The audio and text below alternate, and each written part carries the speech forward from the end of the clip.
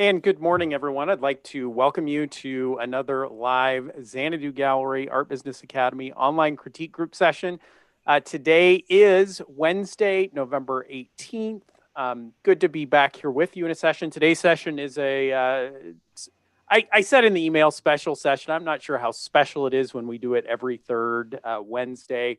But here we are. We're going to be answering your questions that have been submitted by viewers and participants in the online critique group. I've got a lot of great questions. I do want to jump right into them. Before we begin, though, I will mention that there will be no broadcast next Wednesday. For those of us in the States, next week is Thanksgiving. And so a holiday week, and I'll actually be sneaking out of town on Wednesday. So we'll be back here in 2 weeks for the next session. But other than that, we're ready to jump right in, and I want to get to as many of your questions as I can. So our first question today comes from across the pond, from Scotland. This is from Leslie, and she says, I've been working hard to produce a body of work that I'm happy with. I want to approach some galleries in the center of Edinburgh where I live. Exhibitions continue at the moment, but visiting is by appointment only. Yes, we're all dealing with a lot of complexities due to the current situation. She says, my favorite galleries only show 2 to 3 artists' work at a time. When and how is a good time to approach them, particularly with the COVID restrictions in place? Would I be better waiting until the new year or when we're all vaccinated, whenever that may be? So this is a good question, and I would say it applies not only to this particular set of circumstances based on the venues that Leslie's looking at, but it could apply to all of us in terms of our business activity. How much should we be pushing forward? How much effort should we be making right now versus should we consider waiting for circumstances to become a little less chaotic and a little better? And my response, Leslie, would be that my approach and what has been working for us is that not only are we pushing and hustling as we would normally be under regular circumstances, whatever those may be. In fact, I would say we're pushing and hustling harder. And I think that this approach makes sense not only for a gallery, but it makes sense for you as an artist. Yeah, a lot has been put on pause, but there have also been opportunities that are coming. I mentioned in our first broadcast coming back from Scottsdale that we have seen that buyers are still coming out, and some buyers who may not have bought as much last year are buying more this year. It's a little hard to predict and a little hard to kind of get a sense of how sales are going to go and how activity is going to go overall. I'm looking at, as I've been looking at our numbers, it looks like at this point, our sales are going to be off between 10 and 15% from 2020 over 2019. Who knows? Something could come along in the next month and a half and change that a little bit. But that's kind of the scope of where we're trending right now, which to me is surprisingly good considering all of the chaos that's going on in the world. And so, as I say, we're not waiting to market to our customers until there's a vaccine. We're not waiting to put together, new ways to get images of the artwork out there. And so I would suggest that you can take that same approach. Is there a gallery you want to show in? Get your portfolio in front of them. Let them see your work. And it may or may not lead to an opportunity to show your work, but at the same time, you've lost nothing by doing that. There's nothing to say that if you present your work to these venues now, you can't go ahead and re-present the work to them next spring if it doesn't work out right now or if the timing isn't perfect. And so I would just over the years and having been through, a number of challenging times, we found that there just is no time like the present to be doing what we need to do to get your work out there, get it seen and exposed, and have opportunities for potential buyers to see it. So, Leslie, I'd encourage you to get the work in front of those galleries and let me know what the results are. I've got a question from Frank Commissar in Durango, Colorado. And Frank, I think I see you're here. Could I have you hop in and ask the question in person? Good morning, Frank. I think I've got you live. Yes, good morning. I'm a fine art nature photographer. I sell prints of my work in my gallery. Most of my prints are open editions. Select few are limited editions. One in particular that's been very successful for me is a limited edition of 50, and I'm at 42 right now. Yeah. And wishing I had made it an edition of 100 or something else. So my question is to you and anybody else who has any thoughts on it, in the fine art photography world, if you have any relevant knowledge about that, is it acceptable, is it ethical to run a second edition of a particular print when the first edition is sold out? Or is that somehow a betrayal of those who bought the first edition and would be frowned upon by those buyers, or maybe anyone else who had an opinion about the ethics of fine art nature photography? And then a kind of a second question, or the follow-up question to that is, as a print gets close to the end of its edition, what are your thoughts about raising the price? Yeah. So great questions. Certainly very closely related to one another. And it's, I would say, to a certain level, it's a can of worms that you open as you start thinking about editions and the implications. And certainly you can look at this from a kind of legalistic perspective, or as you say, an ethical perspective. What's the right thing to do? My sense is, first of all, I'm happy to hear you say that you do open editions. We're finding that the construct of limited editions seems to hold less and less appeal for our customers. I have several artists who are working in editions, both limited and open editions. And the artists who are working in open editions do not seem to be at any disadvantage when it comes to collectors making buying decisions. That's not to say that from time to time we won't have someone ask, is this a limited edition? And when we mention to them that no, it's an open edition, and I will tell you that usually the way we handle that is it is an open edition. The artist from time to time retires imagery from these editions. So it's not an infinite, edition, but there's no hard limit on the number that will be created. And it's just very, very rarely that we get any kind of pushback or see a sale not occur because of that. I would say, if I could interrupt, sure. My experience is exactly the same. Very few of my customers seem to care one way or the other.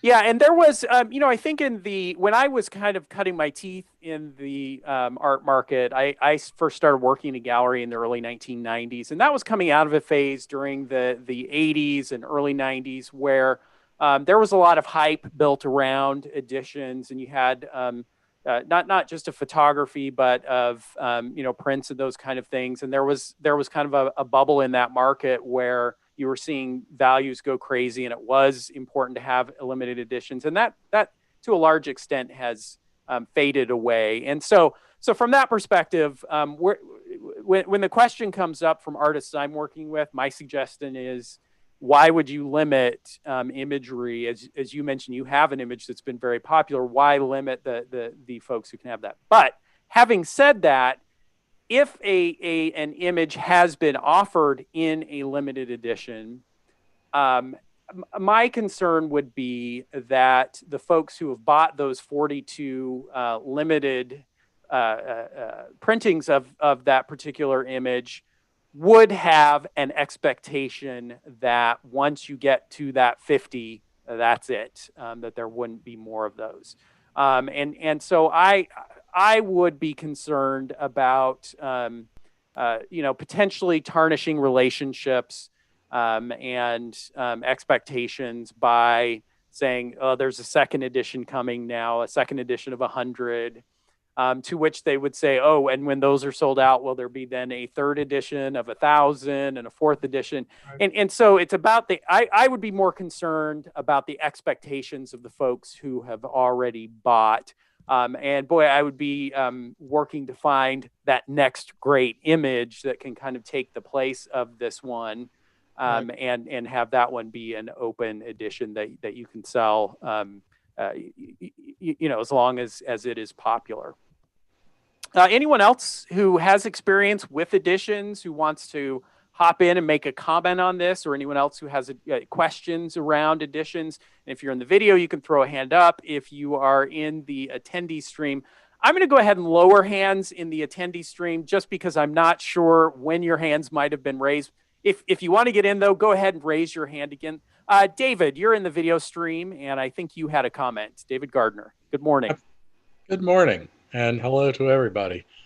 I don't want to contradict you at all because I think... No, I welcome contradiction and discussion. Fair Absolutely. Enough. Well, I'll preface this by saying that my information is somewhat old. But I've had at least 2 other gallerists tell me exactly the opposite. Now, what I think is going on, though, is that their information was coming, and it might have been about the same time you were getting into this. Their information was coming from the late 80s, the early 90s, when, from what they told me, there had been a lot of photographers who had done exactly that, either breaking their editions or saying, now I'm going to offer a second edition, and that it was very poorly received by collectors, and it gave fine art photography a very bad eye. Yeah, so I don't think that I think in principle we're not disagreeing actually. Yeah, that it is about how are we marketing and promoting and positioning the edition and the expectations, and collectors certainly are going to, there would be some reaction. So I think, David, what you're maybe questioning, though, is this idea of open editions, that maybe that doesn't make as much sense, or... Open editions, and also the idea, which I have just been turned on to a few days ago, the idea that I could do one edition and then change the print size and call that a second edition. Yeah. That seems a little hinky to me, I have to say. Yeah, and certainly collectors, they're not dumb. They're good. Anything that we try to get by with, on a technicality. Well, technically, that one was 24 by 36, and this one is 25 by 37. So it's a completely different. Anything like that, they're gonna catch on to, and that kind of hanky panky is going to irritate them. Whereas if right from the get-go, they're asking the question, is this a limited edition? Either the yes or no answer, I feel like, is where we should stand and go with it. And I guess the one other thing I would say, though, on open editions is that, to me, it does make sense that even if it's an open edition, we do not want collectors coming into my gallery or Frank into your gallery, next year or the year after that, and seeing the same images over and over and over again, and not having something new and fresh to look at. So even an open edition, and even if it has sold pretty well, at some point you're going to see a curve where those sales start to turn the corner and drop a bit. And I would just suggest kind of coming up with a plan, at least in your mind, of how long an edition is going to live before it's retired and you move on to some other editions. And we just want to be able to offer that kind of freshness. Terry, I see you've got a comment as well. Should be asking you to unmute there. Yeah, I'm on the fence with this, and partly I listened to a similar discussion on this class a while ago. So I've decided, at least for now, that I'm still numbering my editions. I seem to have or live in an area, we're in the North Bay in California, where limited editions are still, they have a different respect and a different price point. So I probably sell less prints because of that, but I sell them for a higher price point. And my editions are small. They're 25 to 50 now instead of 100 to 200. And are those editions selling out fairly quickly, or what's kind of what would you Well, expect I to be wish a I time could tell you there frame? was a formula for that, but some that I thought would sell rapidly or started out with a rapid fire sale now have kind of dropped. And the reason I started limiting the number on the editions is when I get down to the last 10, I start advertising that I have 10 left. Yeah. And when I get down to the last 5, I tend to raise the price on the print. And Yeah, so that gets to the how often that happens. It's not that often, but yeah. But you have a system in place and a mechanism to kind of deal with that process, and that kind of goes to Frank's second part of the question, which was, can the value increase? And certainly, yes. The answer is yes.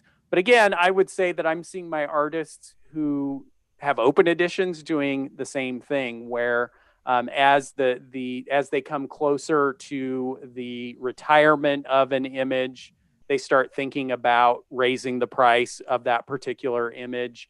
And so, certainly this is something that you can experiment with a bit and find what is optimal. And you're in a particularly good situation, Frank, where you have your own retail venue. And so you've got the ability to see the direct results of that experimentation.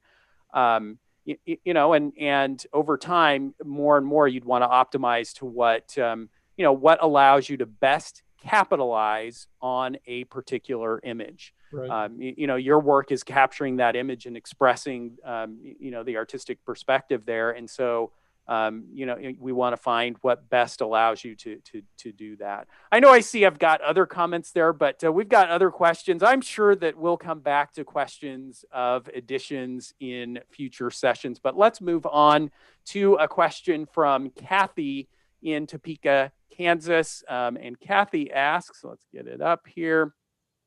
Suppose you have in your gallery an artist whose pieces have generally sold, but one particular piece just doesn't sell. How long do you keep trying, and do you put it away and bring it out later?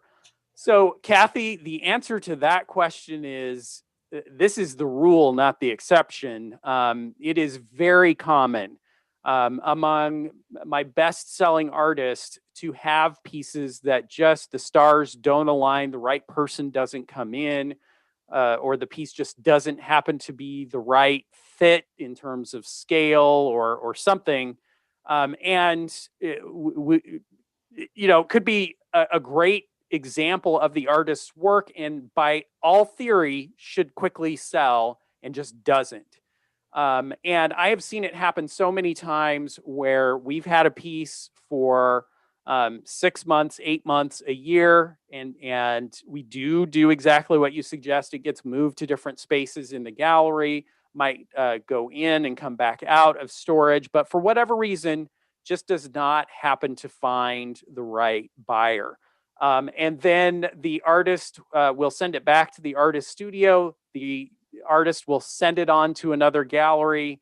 And a few weeks later, I'll hear from the artist, oh, guess what? That piece that we'd been trying to sell for a year sold almost immediately when it got to this other venue. And likewise, we've seen it happen the other way, where a piece that's been around for a while in other galleries comes to us and immediately sells.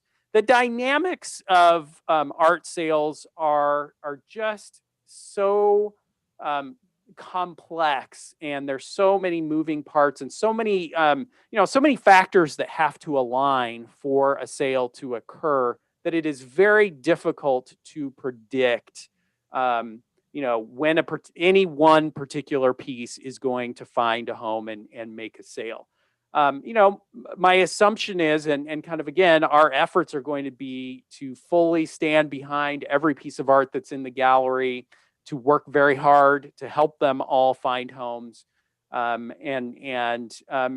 tendency is to go a little bit longer on holding pieces. And I'll tell you, I've had some pieces in rotation, not only for a year, but sometimes longer than that, where the artist says, that piece is at a particular size, a large piece, for example, that it's difficult for my other venues to show it. And I have sold large pieces I even had a piece last year where it came back to us after having shown with us several years ago, and came back to us slightly modified by the artist, but not in a way that I would say the modifications were the deciding factor, and did end up finding a collector. And so, we've had kind of similar and related questions to this. At what point does a piece of artwork, should it become reworked or just completely redone? When should I scrap a piece and use the stretchers to create something new? And my tendency is to say, don't be too quick to do that. If I had to guess, and I don't have hard numbers on this, but if I had to guess the average age of the artwork that we're selling out of the gallery, in other words, how long has it been since the artist created that piece until it's sold? On average, it's probably somewhere in the 5 to 9 month range, with a huge standard deviation. It's just there are so many sales that occur outside of that range. Sometimes a piece will come in still practically wet and will sell right away, and then other times, like I say, there are pieces that stay around for a long time.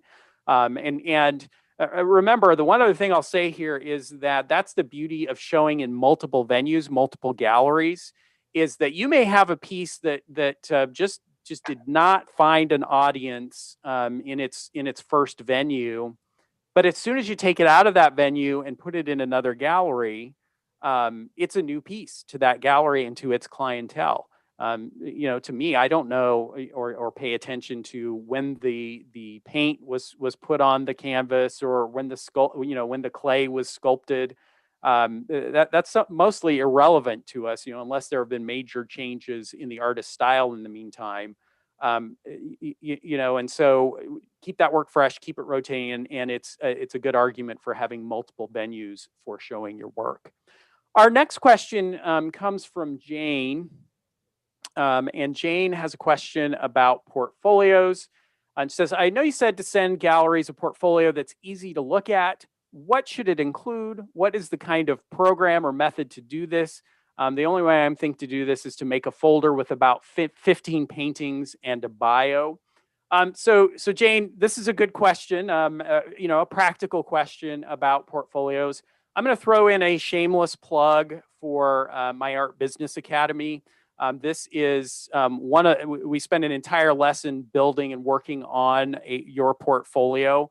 And I'm going to throw up a sample portfolio that came out of our Art Business Academy, just to give you an idea of what we're aiming for. Let's see if I can get that up here. Here we go. I would keep it simple. I do prefer to have a formatted, well laid out portfolio. You've got flexibility in terms of the design and how you're going to put it together. But what I'm looking for basically is, and let's see if I can get here. I want you to be able to be in control of the experience the viewer is going to have as they're reviewing your artwork, in terms of showing an image, sharing information about the price of the artwork, the scale of the work, the medium, and a portfolio that is formatted in this kind of way allows you to do that, as opposed to a folder with images just thrown into it, where you're going to kind of hope that they'll navigate their way through. In my experience, this is going to be much more effective for getting a review from a gallery, and it also presents you in a more professional way. It starts to give that message that you are organized, you're going to be easy to work with, and so your portfolio is really a wedge to open the door and start the conversation with the gallery owner. You can create a portfolio like this in a number of different programs. My suggestion is, and there are kind of free programs that let you do this, would be a kind of presentation program like PowerPoint or Google Slides or Apple Keynote. They do a good job of allowing you to work with the format in a way and then export it as a PDF. If you're in the graphic design world, you could probably work with something like an Adobe InDesign or something like that. But keep it simple. It does not have to be we're not trying to win any awards in design. We just want something that's clean and simple and easy to navigate, and portable, easy for you to get in front of gallery owners. If you need help, feel free to join us in the Art Business Academy, and you'll design a portfolio there. I'll give you feedback on it as well. Jeff, and I'm not sure if I have Jeff here, but Jeff, if you are and you want to hop in, it's another question related to photography. And I know we have a good number of photographers in our midst. This is a quick question, so I'm not even going to pull it up. But he says, do you have any different criteria for representing photographers than for artists working in other media? So this is a great question. It's a fair question. I think there is a bit of a sense, and this is not only true of photographers, but it's true for any artist working in a medium that is maybe outside of the mainstream of what's being shown and sold in galleries. And that's not to say there are some galleries that focus solely on photography. We have several here in the Scottsdale area.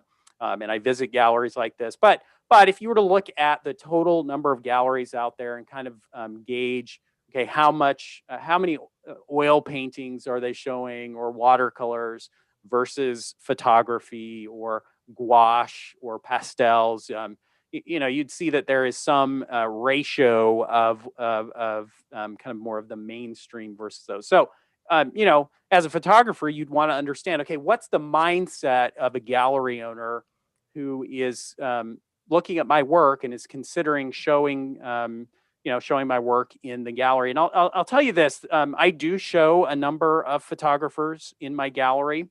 And saying that, there's a range from, what I would call more of a pure photography, where it is really focused on the photograph and the image, to artists who are incorporating, it's still the main element, but it's photography that's being incorporated into their work, or it's being heavily digitally manipulated. So there's a spectrum there. When it comes to looking at their work, though, I would say that basically my review process is going to be identical for a photographer or any of these other media that would be for any artist coming into the gallery. And that is, I'm looking for, first, I'm looking for my own gut reaction to the work. Is this work that excites me, that we can be excited about showing to our collectors? Is it work that we think our collectors are going to respond strongly to, or at the very least, do we feel like we would like to experiment with this and see what the reaction is? Two, is the work presented in a professional way? Has this artist, this photographer, figured out the presentation, how the work is going to show in the gallery, how it's framed, what the scale is? Do they have a sense of, really, and I hate to put it in what could feel a little bit like a crass way, but have they figured out the product? Have they figured out how people are going to experience their artwork in a way that's going to be compelling for them to then want to make a purchase and acquire the artwork for their collection? I'm also going to ask, is this artist someone that I want to work with? And don't underestimate how important this part of the equation is for a gallery. Especially as galleries are more established and the owners and directors are more experienced, the desire to have a good, strong, solid, friendly, warm, professional relationship with the artists that they're working with is paramount.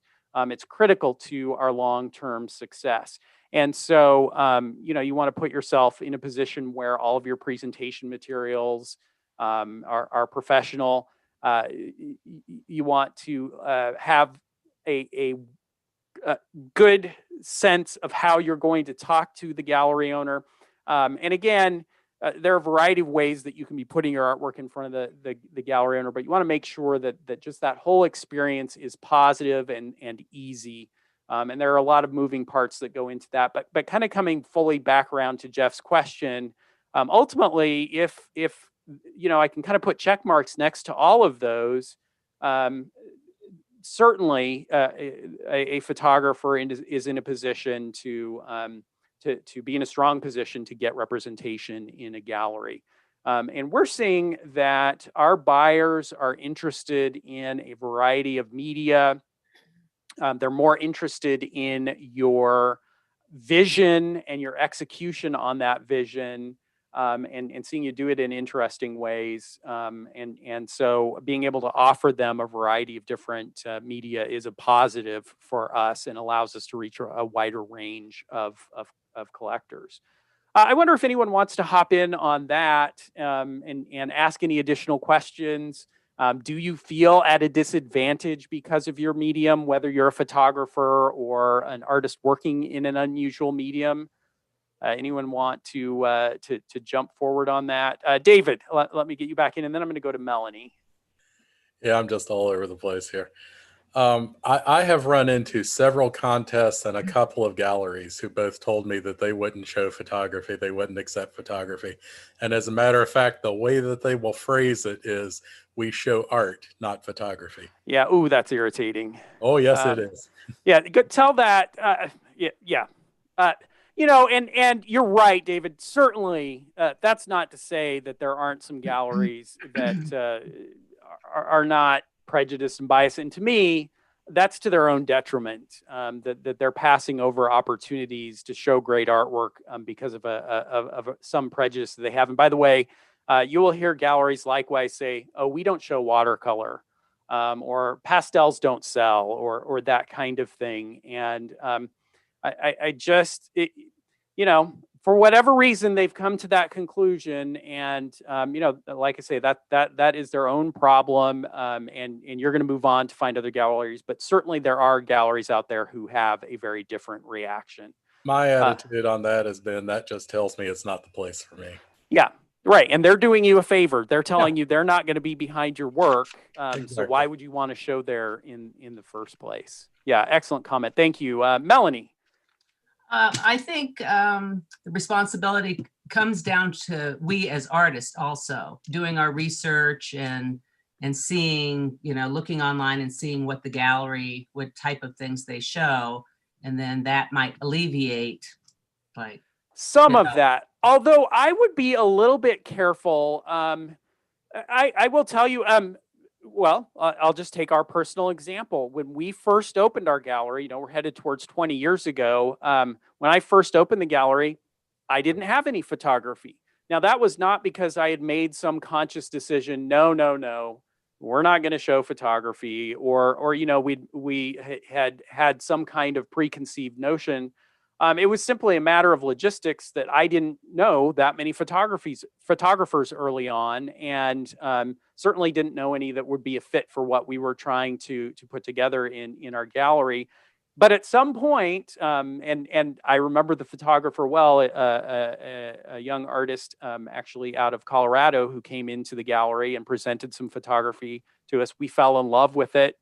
And sold her work very well for 5 or 6 years, and sold some of her pieces to some rock stars and celebrities in the Valley. And we're thrilled to have had and shown her artwork, her photography. And if she had looked at our website, she would have said, oh, well, this gallery doesn't show photography, and wouldn't have made that effort. So I would be a little bit cautious. I guess what I would say is, look for galleries that feel like they have the right aesthetic for your work. And even if they're not showing your medium, go ahead and give it a shot. Let me get Marianne here from the attendee panel. Marianne De La Rocco, if you're, there we go. Gotcha. Good morning. Hi, Jason. Hi, everybody. So I'm a colored pencil artist, and you want to talk about— Yeah, you think photographers have it hard? Try being a graphite or colored pencil artist. Yeah, I mean, we're trying to break open that mindset that it's not a fine art.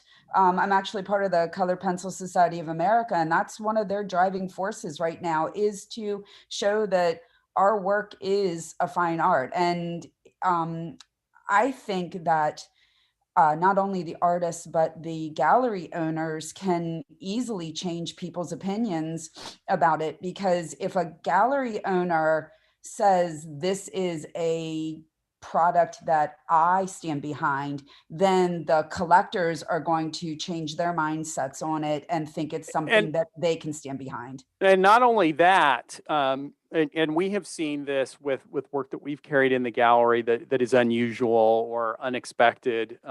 Once you get kind of educate buyers about the unique qualities of a particular medium, and you can show them that something's very different, you can then create some avid collectors who are excited to tell their friends and family that they're collecting the most amazing colored pencil artist that they have ever seen.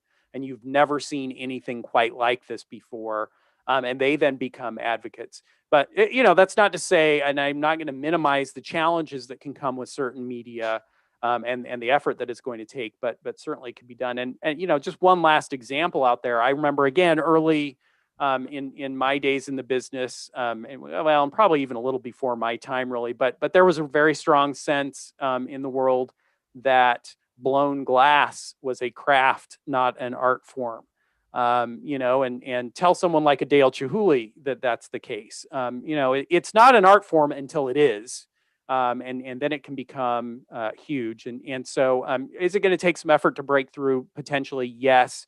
But you're not going to stop doing what you're doing. I suspect you chose your medium for a reason. And so we've got to fight that battle and push through and find those collectors. And, again, I don't want to downplay that a photographer or a colored pencil artist is going to face some challenges that a landscape oil painter or a bronze figure sculptor just is not going to face.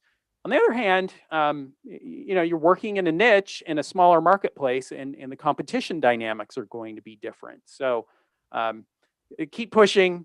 It's exciting to see the market constantly expanding and new collectors coming in to buy artwork that is exciting to them, even if it's in a medium we're not used to. I am doing a very poor job of getting to as many questions as we can here, but I appreciate the discussion. Let's see if we can't fit in just a couple more questions before we run out of time.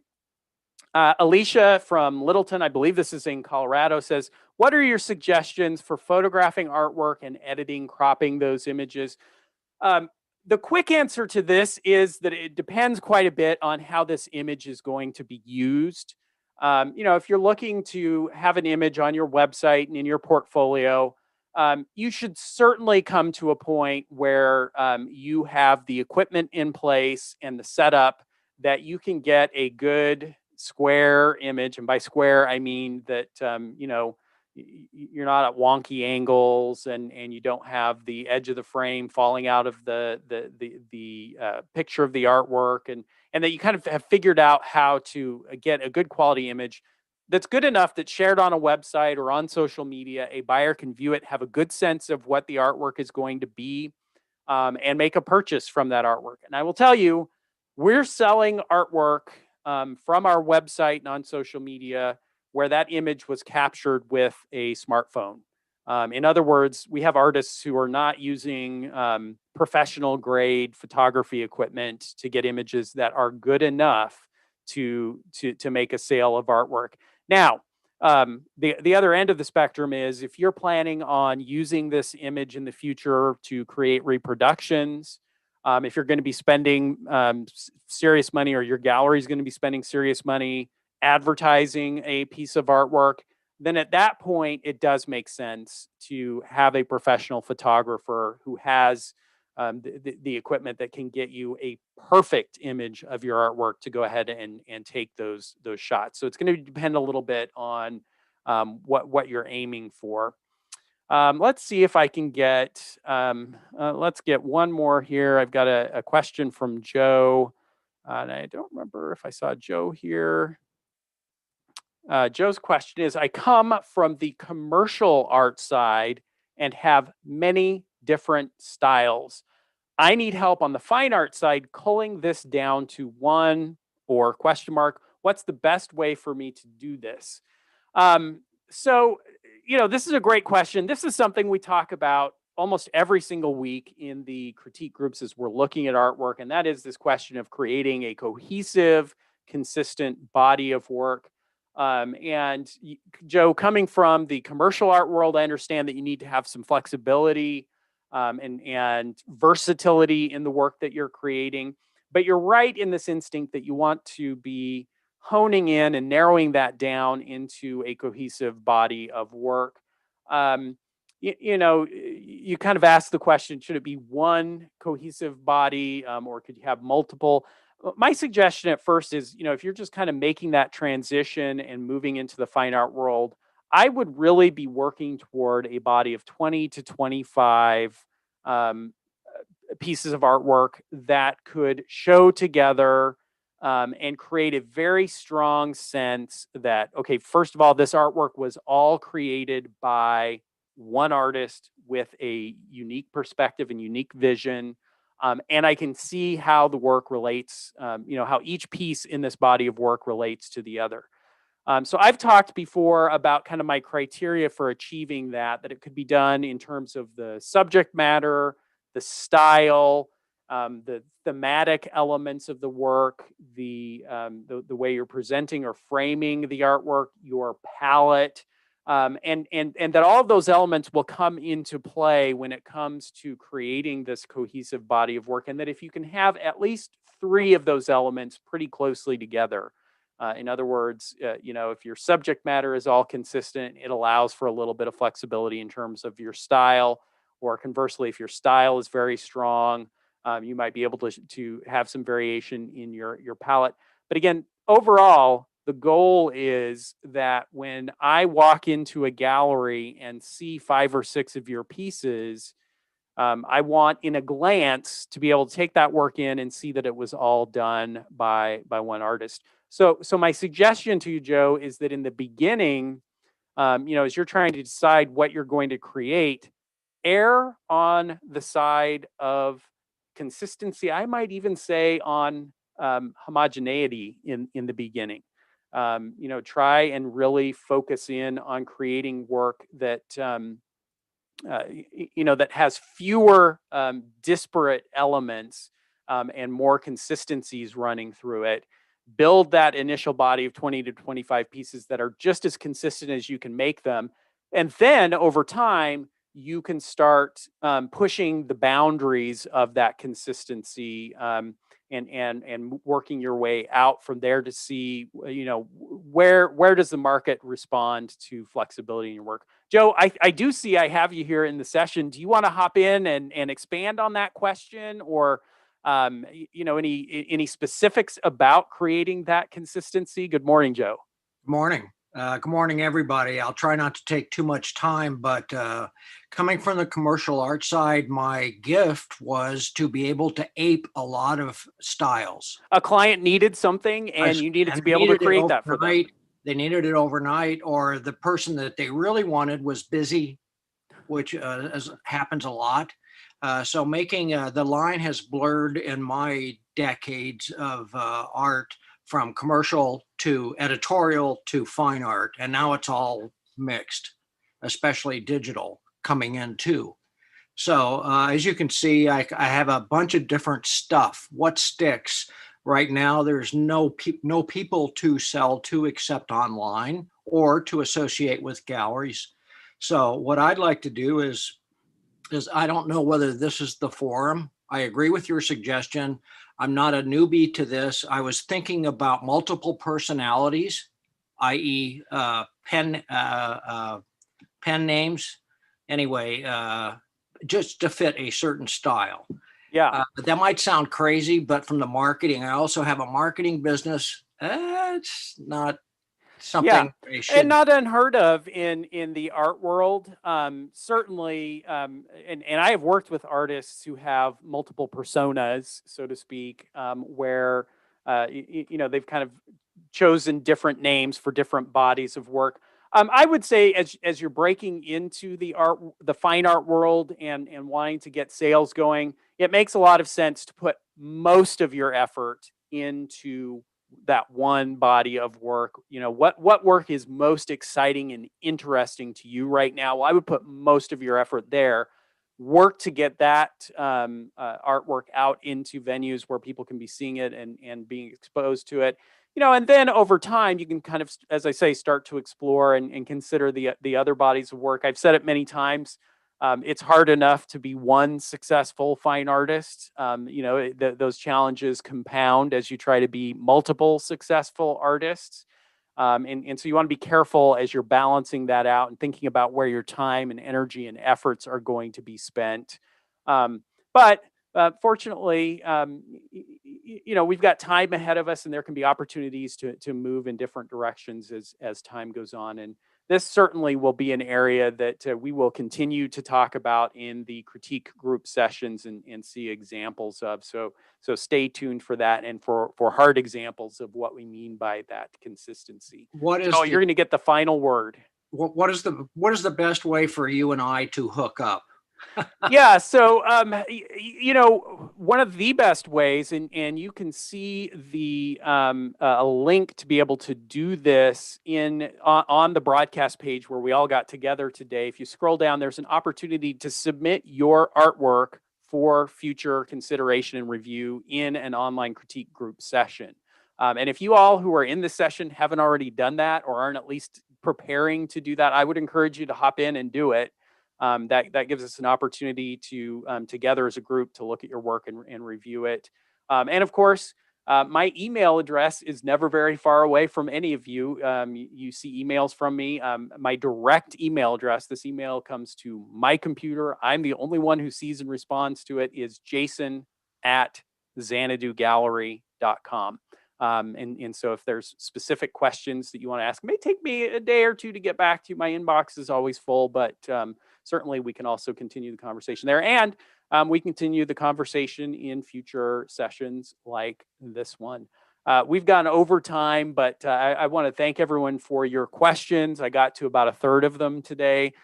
So if I didn't get to yours, be persistent, put it in again next month, and I'll work to try and get to every single question. Over time, we should be able to get there. Thanks for joining us, everyone. Again, no broadcast next Wednesday. We'll be back here in 2 weeks to share another artist's work, look at it, review it. And until then, hope you're all well. Take care now.